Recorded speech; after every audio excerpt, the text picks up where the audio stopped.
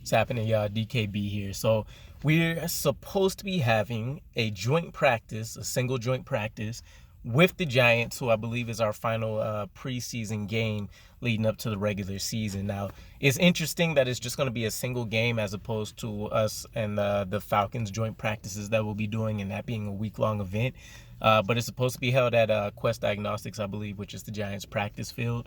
And I'm more so interested to see who actually plays. So it's going to be the final preseason game if we got that right.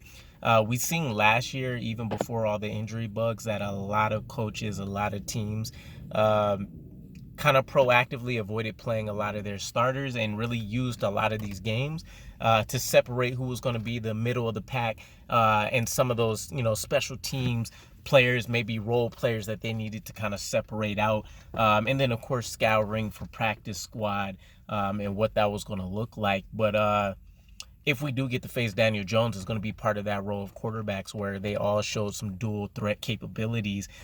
Specifically, I'm kind of interested to see what it is that the ball may have done to kind of refine the technique and everything.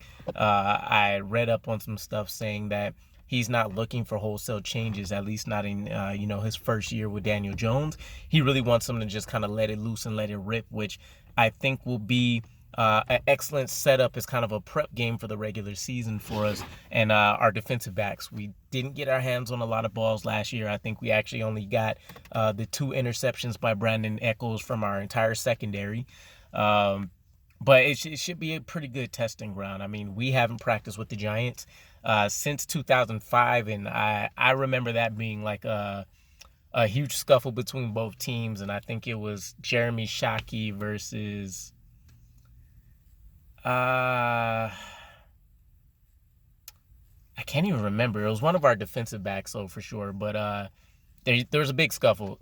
Entirely different situation this time around. We actually didn't hear any similar situation like that in Robert Saleh's first year at all at the helm. Nothing close, not even really like chippy practices, which I think actually says quite a bit. There's a different level of intensity to what they're doing, but I think they're approaching it in the right way. But nonetheless, the big news there is, and it's not 100% confirmed, we should see the Jets and Giants practicing. Let me know what your guys' thoughts are. Me personally, I kind of said it the last time I announced the Falcons one as well.